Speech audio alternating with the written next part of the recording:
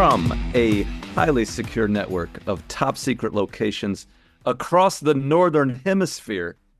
Bonjour, this is the Spurs Insider. I'm your host, Mike Finger, joined across the ocean by back home by Tom Orsborn. Jeff and Nick are not going to join us this week, but Tom, the beat writer for the Spurs for the Express News, is in his secure location in America.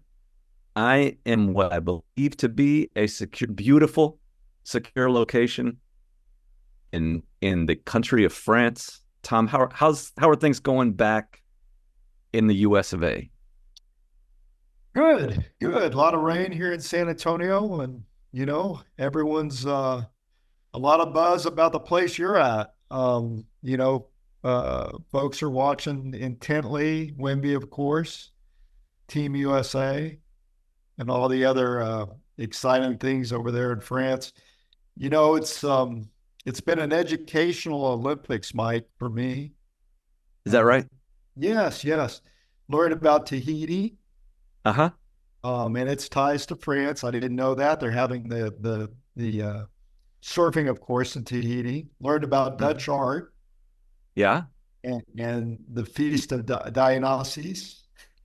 The French... I got to tell you right there, Tom, that this is where we're all used to covering events and being at the scene of a game or a tournament or a 2-week Olympiad like this, and it boggles the mind sometimes how differently things are perceived elsewhere than they are here. Like, no one is talking about what you're talking about. Right. No one in France cares about, like, that was what, a couple of seconds of the opening ceremony. And Exactly. there, from what I've heard, just online, I've just seen a couple pieces. There are people who just won't watch the Olympics because of this. I think that's kind of silly, but I will tell you that these are a hugely popular, well-run, successful games here. Oh. It seems like everybody's really into them. It's been quite a deal. So I'm glad you're learning. Well, yeah, and to continue on that vein, okay, learn about Dutch art, the French Revolution, Yep. and perhaps most importantly, Mm-hmm. that Dwayne Wade seeks out some good old American fast food in the land of haute cuisine. That's true. I'll not all of our listeners read me. I understand that. You can read our columns, our coverage on expressnews.com. Follow us on the Evil X. That still exists. But Tom is referring to, I guess that's a good way to get into the Olympic tournament here in Lille in the north of France. Was a interesting little encounter I had, and hell, let's just indulge me on the whole story here. It's Yes. To start at the beginning. The basketball preliminary rounds, not the medal rounds, but the preliminary rounds, are being held in a beautiful, just a quaint, charming, lovely northern France city called Lille. It's right up on the Belgium border.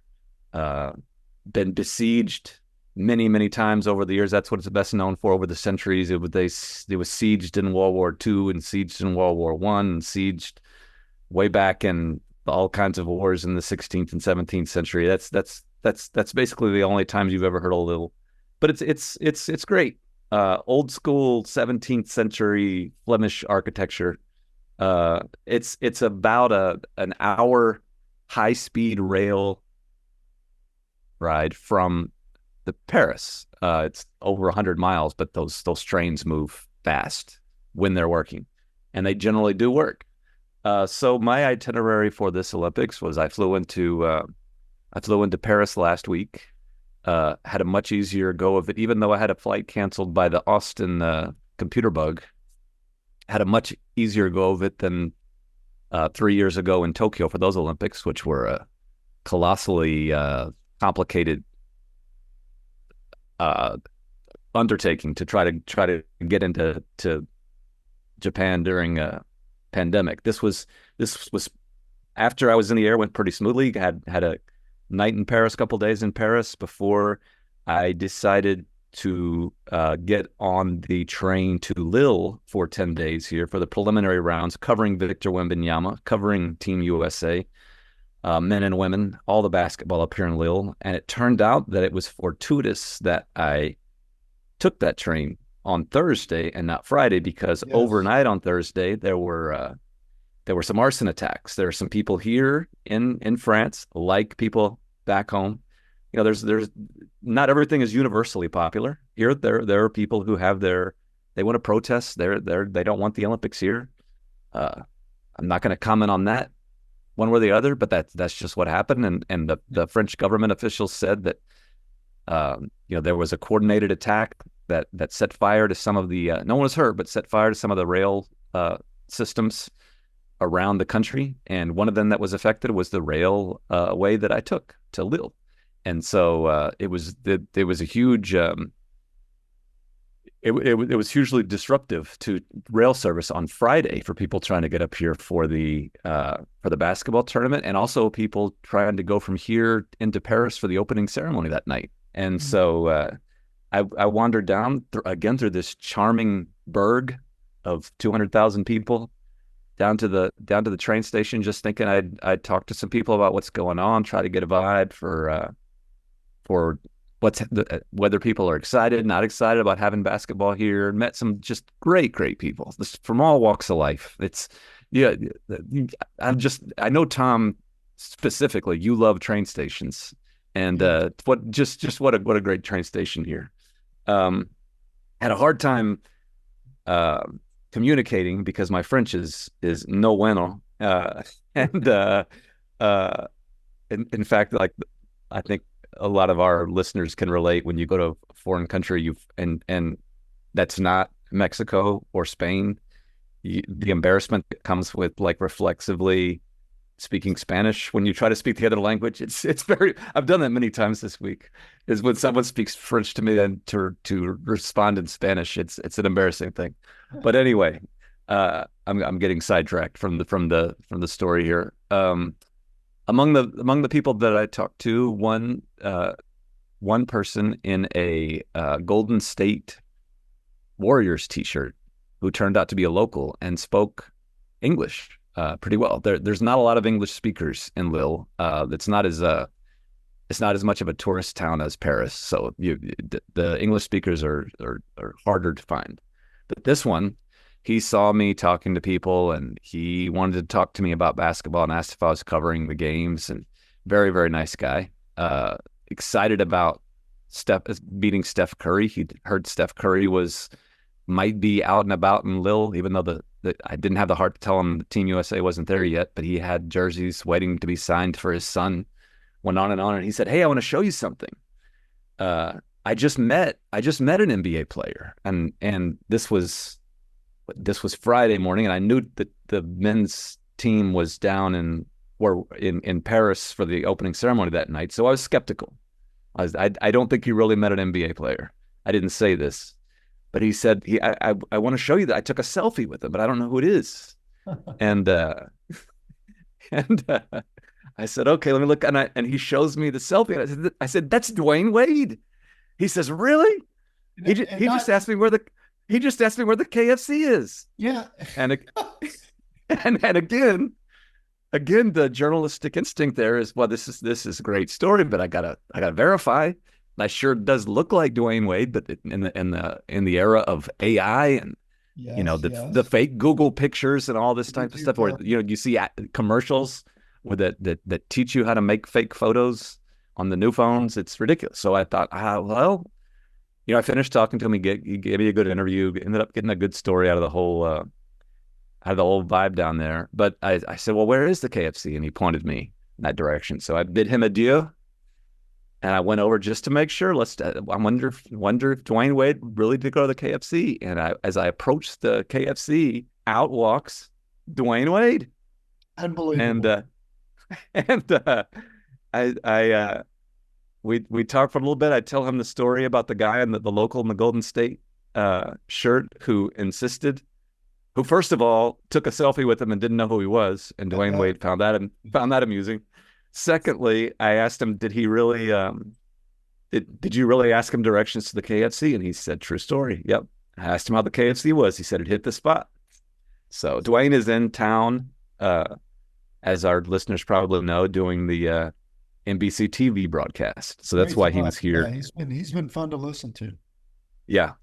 But just the vibe here, Tom. I've thought about you, Tom, walking around this to repeat a phrase, just charming little city. You'd love it. And I'm looking forward to getting back to Paris for the final week. But it's worked out well to kind of be in a different spot away from the mayhem for the first week here for the basketball. And that's why people are tuning in to the Spurs Insider podcast to talk about the basketball. And I know you watched the game with Dwayne Wade commentating, another just epic example of young Victor Wembanyama living up to the moment. Yes. What did you think from afar? Well, it was, as you and others have pointed out, Mike, it was interesting to see that game kind of unfold, with them adjusting to how to play with Victor. Yeah. And Victor at times just taking over on his own, forcing the issue. But yeah, I mean, it was interesting. I guess they didn't have a lob until the last minute. If I remember correctly, he had only one lob pass. Yeah. Yeah. And it reinforces, like you're saying, it reinforces the idea that, it should be simple, but it isn't always simple to get the ball to the tallest player on the court. And all the fans who were tearing their hair out at times last year watching the Spurs, asking, why can't the Spurs do this? Why can't they just give it to the big guy every time? Like France was having the same problem until just a dominant second quarter flurry for the French in that game where Victor basically took over himself. And you have that's what struck me and a lot of people watching were that France is a longtime basketball powerhouse. They haven't won the gold medal, but they're good year in, year out because they're loaded with NBA talent, not just Rudy Gobert, but Nicolas Batum, our old friend Nando De Colo, all kinds of several players who played in the NBA before and played with each other. It's a veteran team. Nicola Batum and Vincent Collet, the head coach, have been together for 2 decades. A lot of these guys have been playing together in multiple FIBA World Cups, multiple Olympics. And Victor's the new guy, the kid. And for him to just become the unquestioned, no doubt, leader of the team in one quarter in his first Olympic game was just incredible to watch. Mm-hmm. And you ask anybody in the mix zone afterwards, and all the French players mentioned that it was obvious that Victor was going to be the leader of this team. And for that to happen with the 20-year-old kid is just, again, just something to behold. And we saw it with the Spurs last year. That was a younger team, though. That was a team that hadn't had that history of winning like France had. And for Victor to already be that guy now, it really was something to watch. Yeah, and there, as I said, it wasn't just getting him the ball, but as it unfolded, the substitution patterns developed that were reminiscent of what we saw last year. Getting Zach Collins off the court, bringing him off the bench. They did that with a Gobert, and everything just kind of opened up from there. So it was interesting, as you pointed out. It was kind of a microcosm of the Spurs season and how they had developed with Wemby, learning how to play with him and what worked and what didn't work. Yeah, and part of it was, if you want to talk about positionality, you remember the start of last season with the Spurs when Victor played alongside Zach Collins, and he played the 4, and that's exactly what happened in this game. playing alongside Rudy Gobert, which the French see as a huge advantage to have the reigning NBA Defensive Player of the Year along with the future NBA Defensive Player of the Year, the runner-up to the Defensive Player of the Year. Like, that's obviously a hugely intimidating duo in theory for that team. But as the Spurs saw for so much of last season, the offense flows better. Victor is more effective, especially at the offensive end, sometimes even at the defensive end when he is in the middle. And we'll see if the French team do what Greg Popovich did and try to stagger his big men moving forward. Like, they're not going to bench Rudy Gobert, but I would expect there's going to be a lot of Victor by himself minutes. And then when Victor's on the bench, Rudy will be playing without Victor. That rang true to me, and probably rang true to a lot of people who watched the Spurs last season.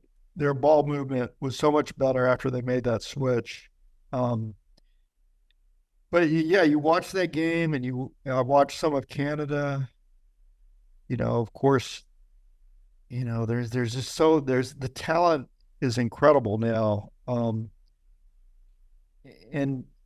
But you come back and you watch Team USA yesterday, and my God, that team is deep and talented. It's really unbelievable. It really is. And, you can debate about the dream team, but I mean, my gosh, this is it really has a chance to be a great team. And they're doing it against better competition. For sure. No, that was a team with the Joker, and there's other NBA, Bogdan Bogdanovic. There were other pros on that Serbia team. And when Kevin Durant came in, that's another thing. Just the greatest basketball Olympian in American history. Could win his fourth gold medal coming up, which would be the most ever. Already the leading scorer in American Olympic basketball history. And people have wondered for years about LeBron and KD playing together and what that would be like. I guess it happened in London, but this was just the peak of it, because LeBron shot 8 for 10.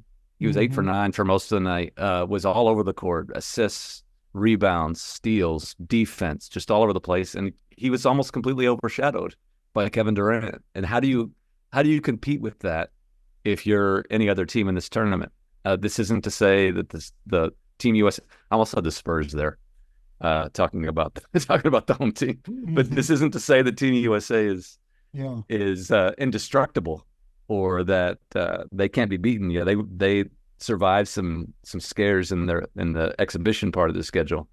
But when those two guys are playing at anything close to their peak, and then we haven't even mentioned Steph Curry, Drew Holiday, Devin Booker, Anthony Edwards becoming a superstar as well. That's just a lot to deal with.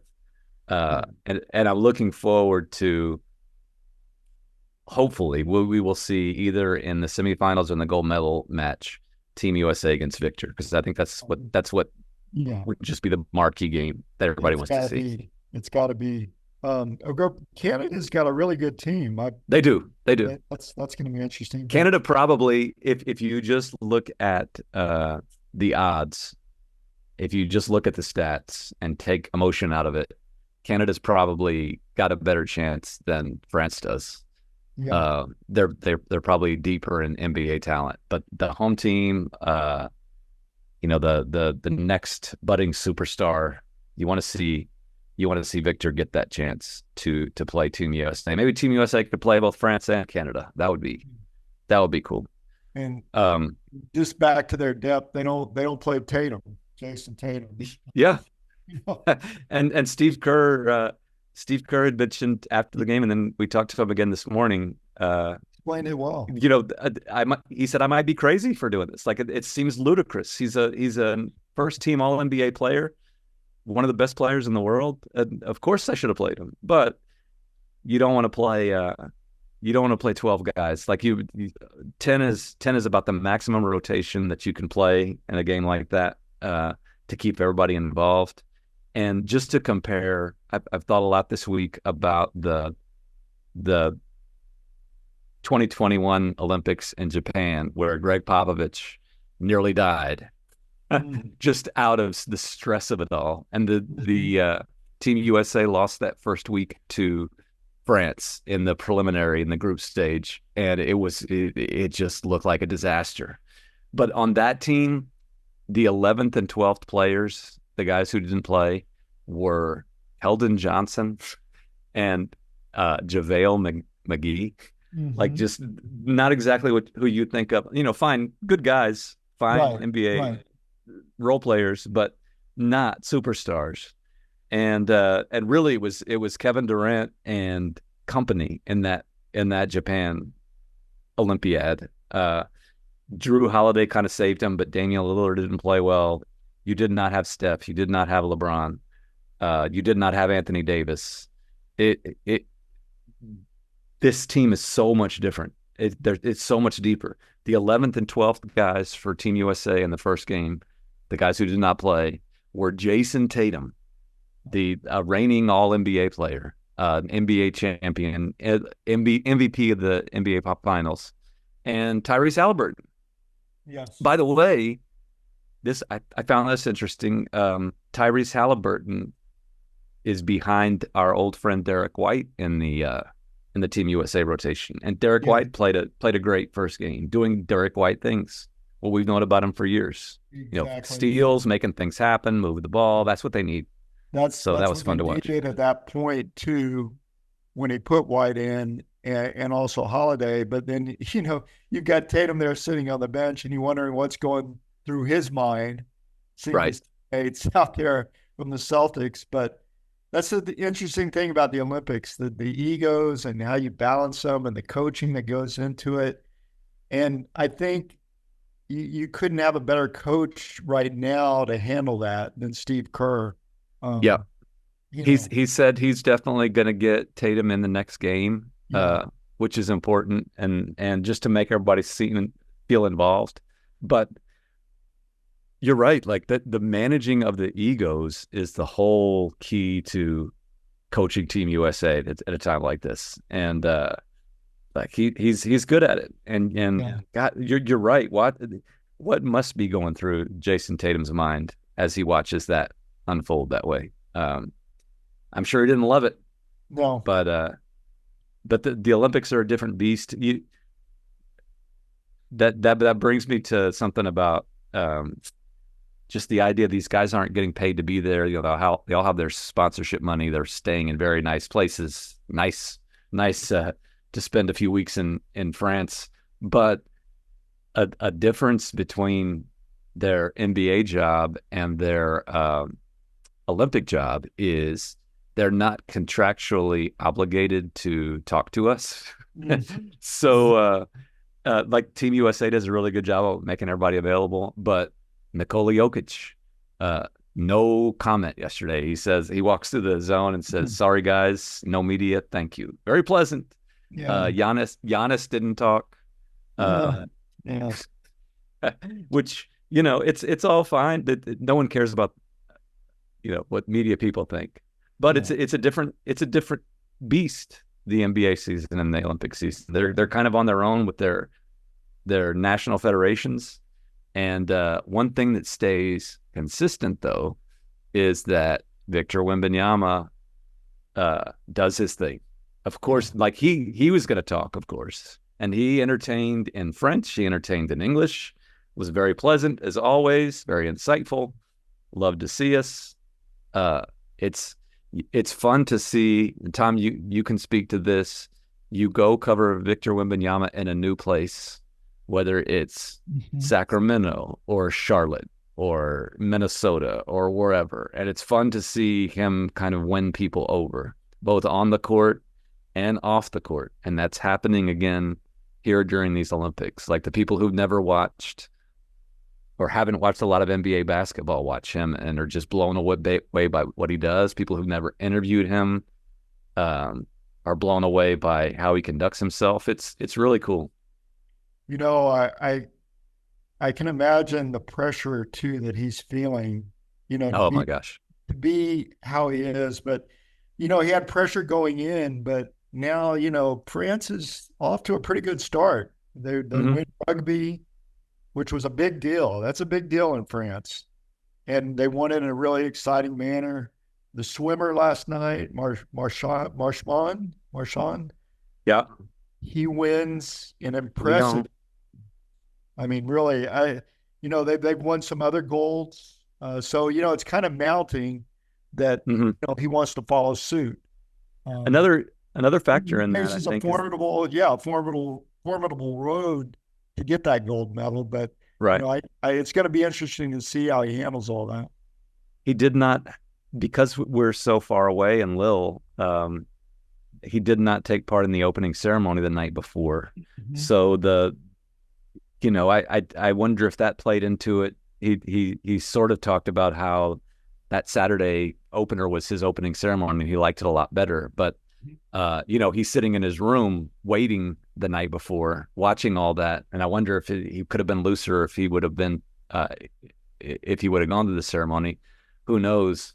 But Vincent Collet, who I've spoken to several times in the past couple of years, the head coach of the French team, the guy who coached his last pro team in France, said that in about 3 days before the opener, Victor was as stressed out and nervous as he'd ever seen him, and it was because of exactly what you're talking about, that all these expectations on him. And Vincent put it in a really funny way. He says that the French people wait for him. They wait for him like that. They're. I don't know if there's a translation there, but he means that they cannot wait for him to do something big. Like they expect huge things.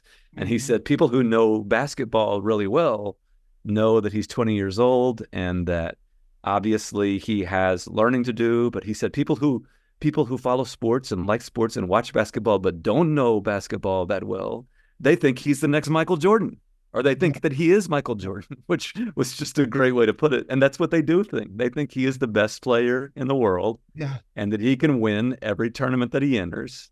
And those are the expectations that this 20-year-old kid is dealing with in his home country at the Olympics, the first Olympics in his home country in forever.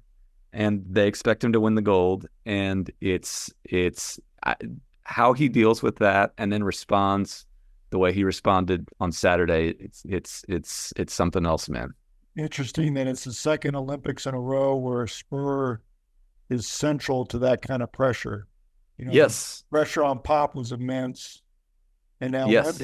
Wemby, maybe not as much because of his age, but then again, Right. maybe not. The Right. French wait for him. Yeah. The French wait for the subtle difference there, and this isn't to downplay what Victor's dealing with, is that Greg Popovich, like every Team USA coach, from Steve Kerr to Mike Krzyzewski on down the line, you really don't have anything to gain and everything to lose, because you're supposed to win. And if Team USA had not won the gold medal in Tokyo, it would have just crushed Popovich. And people would have crushed him. Yes. Nationwide, it was like the story would have been Greg Popovich failed.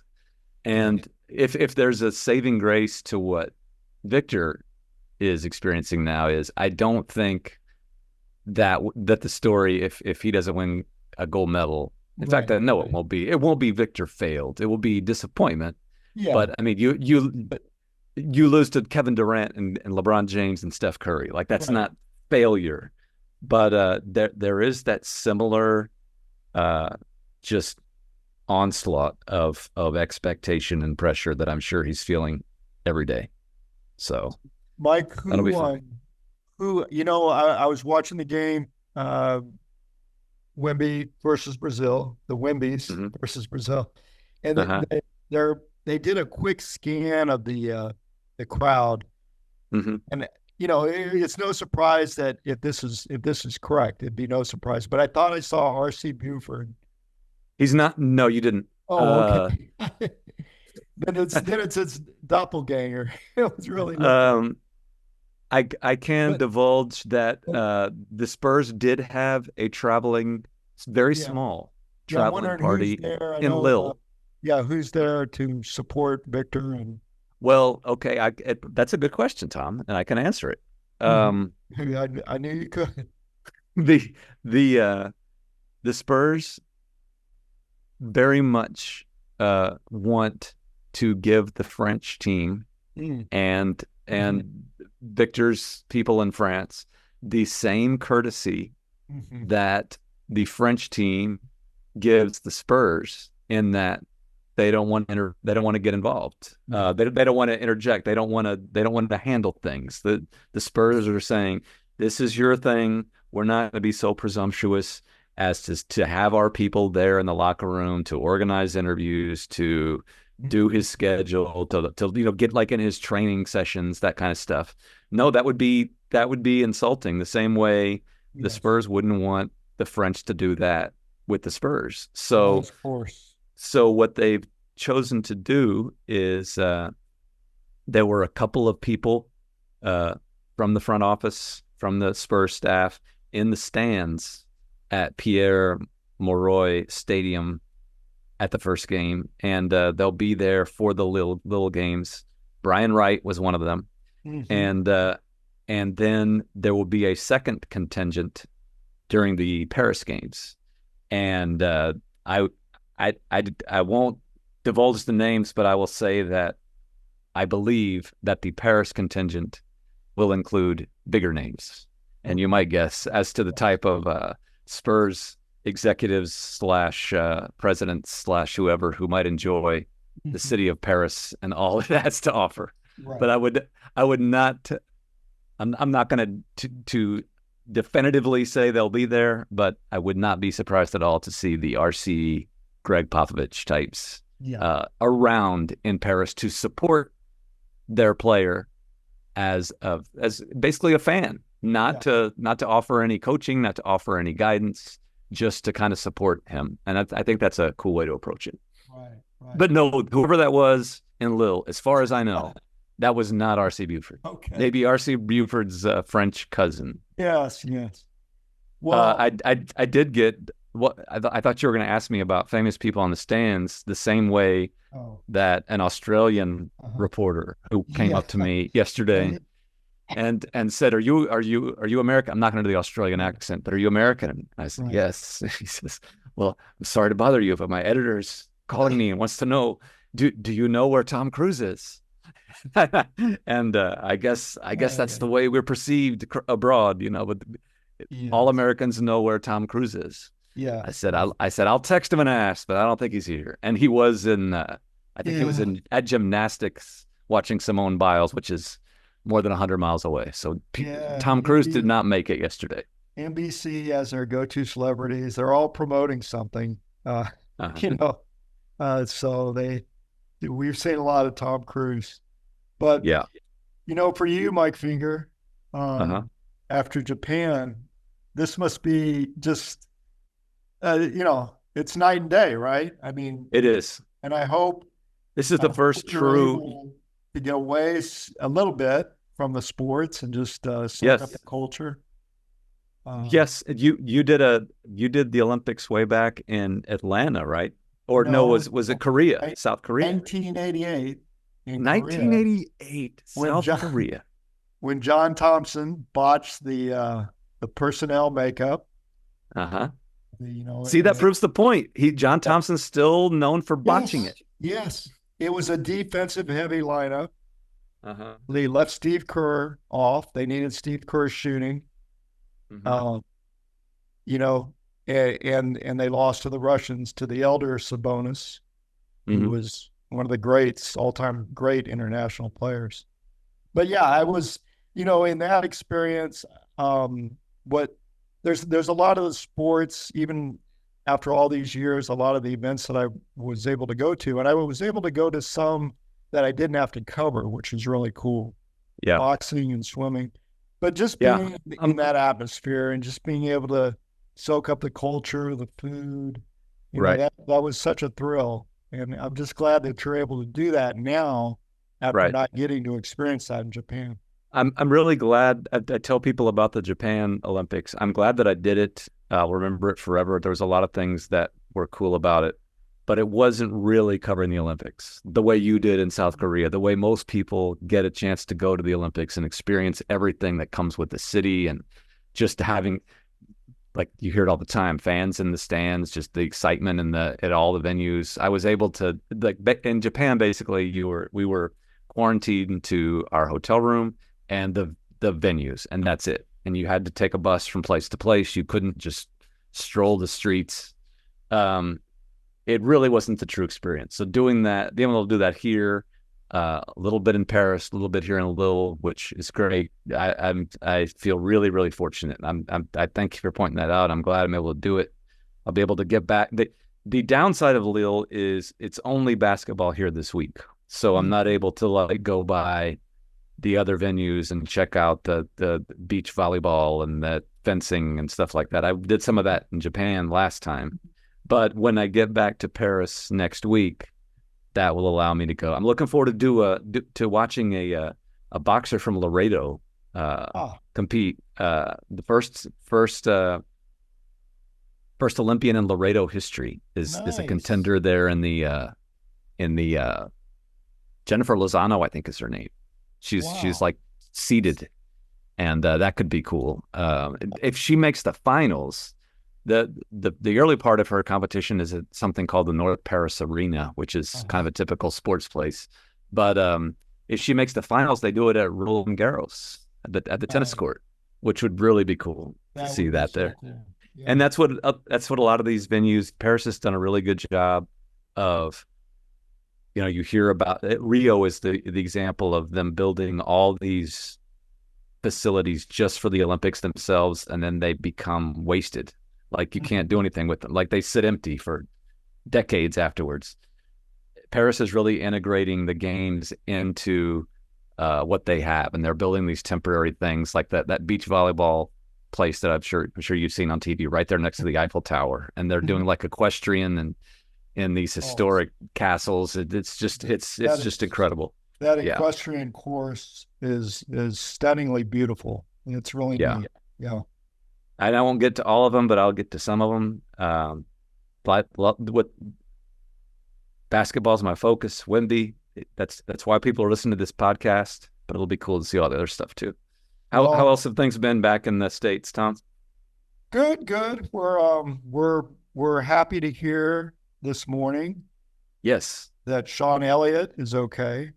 Friend of the podcast, Sean Elliott. He had a heart procedure.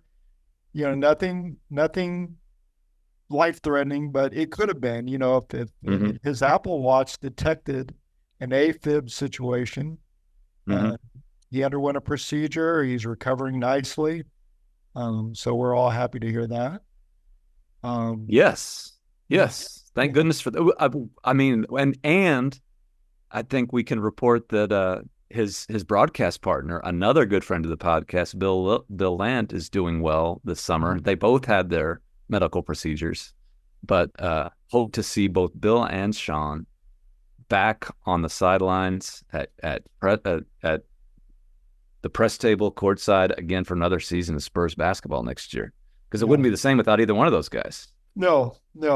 And it's fast approaching. We've got camp will start mid to late September. September, probably. Yeah. And a lot of anticipation.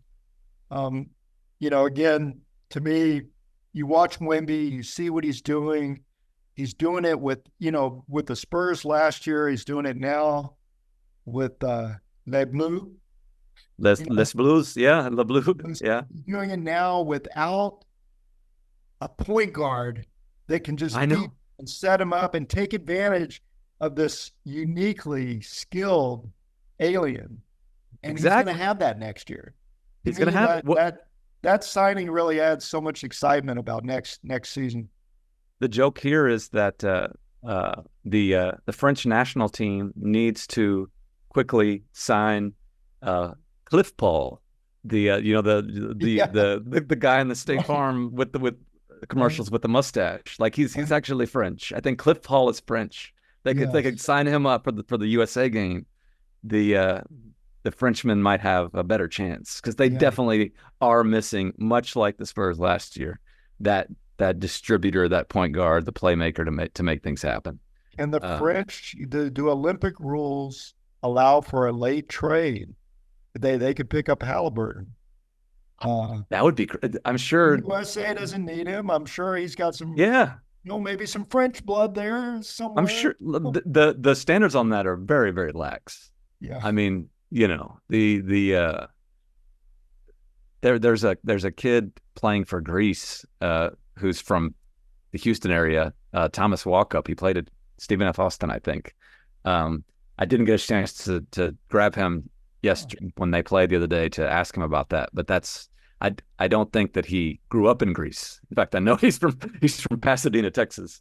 Yeah. So there's just some kind of Greek connection there somewhere that allowed him to play for them. So the French should have tried that with Cliff Paul or with Tyrese Halliburton, because I think they'd be better off. Wouldn't that be fun? You could work trades at the Olympics. I think they should. Well, that would just give people another reason to refuse to watch them, Tom. Because that's what I've heard. There are people back home who refuse to watch the Olympics. Come full circle to the folks that are yes. The Olympics. Yes. The Olympics, with all these boycotts, are once again setting viewership records, and from what I've seen, the TV viewership is double what it was in Tokyo.